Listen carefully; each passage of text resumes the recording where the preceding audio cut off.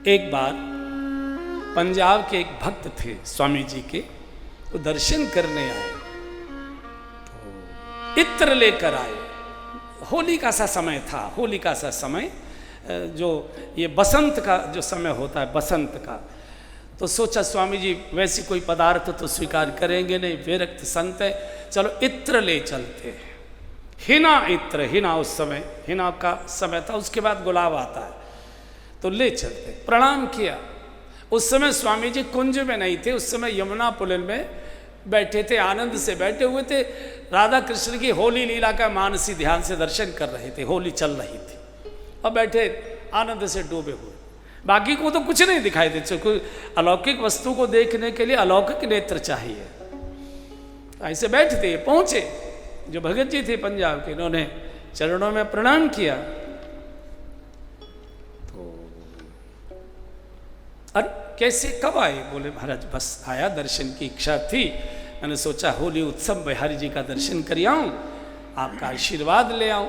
तो वो जो इत्र की शीशी थी वो स्वामी जी के चरणों में रख दी। जैसे हम लोग आते हैं तो लिफाफा चरणों की ओर सरका देते हैं, और फल फूल जो कुछ भी है, जो श्रद्धा होती है।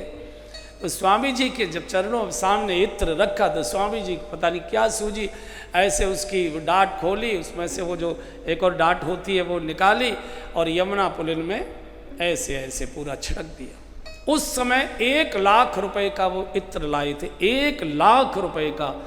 500 वर्ष पुरानी घटना बता रहा हूँ। आज वो इत्र कितना कीमती होगा।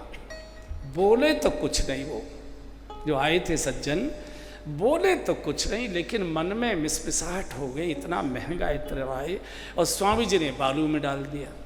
स्वामी जी भी अंतर मन को समझ गए, तुम त्रिकाल दर्शी मुनि ना था। अंतर मन पढ़ लिया कि इसके मन में शंका आ गई।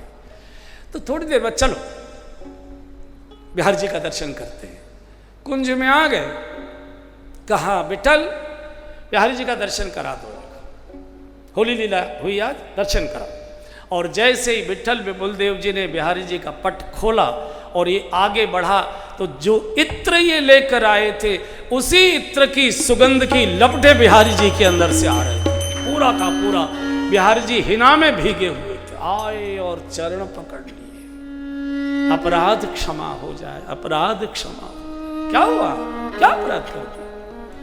बोले मैं इत्र लेकर आया था आपके लिए और आपने मेरे सामने बालू में उड़ेल दिया। मैंने सोचा कितना महंगा इत्र आप बिहारी जी को सेवा में ले लगाते, अच्छा नहीं लगता। अरे बावले, जिस समय तू इत्र लेकर आया था उस समय भगवान की होली लीला चल रही थी। एक और भगवान बिहारी जी के साथ सारे ग्वाल वाले थे, एक और श्री जी के साथ सारी सखियाँ थी।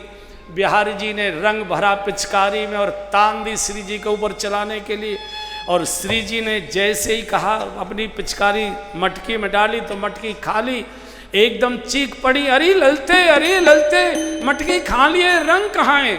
और चूक मैं ललता का ही अंशावतार हूँ। मुझे लगा कि स्वामिनी मुझे कह रही है। उसी समय तूने इत्र मेरे पास ला कर रखा। वो इत्र तुझे तो दिखाई दे रहा था कि मैंने यमुना पुलिन में डाला, वो श्री जी की मटकी में उड़ेला गया था और श्री जी ने मटकी से पिचकारी में भरकर बिहार जी पर मारा और वही इत्र की सुगंध तुझे यहाँ आ रही है। ऐसे अलौकिक प्रतिभावान महात्मा श्री हरदास जी कितने विरक्त गुदड़ी पहनते थे। गुदड़ी माने जो हम अपने घर से फटे कपड़े निकालकर घूरों पर फेंक आते हैं, उनको उठाकर यमुना जी में धोकर उन्हीं के साबित कपड़ों के टुकड़े, आपने टटिया स्थान के महात्मा देखे होंगे, कपड़ों की थेगरियों के वो वस्त्र बनाते हैं।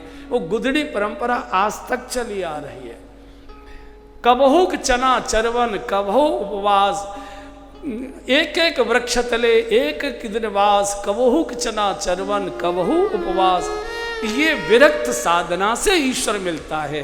ये एयर कंडीशन में खर्राटे लेने वालों को नहीं मिलता है। प्रवचन करना सरल होता है त्याग तपस्या पर, लेकिन प्रवचन जीना तो कोई हरदास जी जैसे महाराज जी सकते हैं। बाकी तो सब प्रणम है, बाकी तो सब भगवान ही बचाए जो भी है।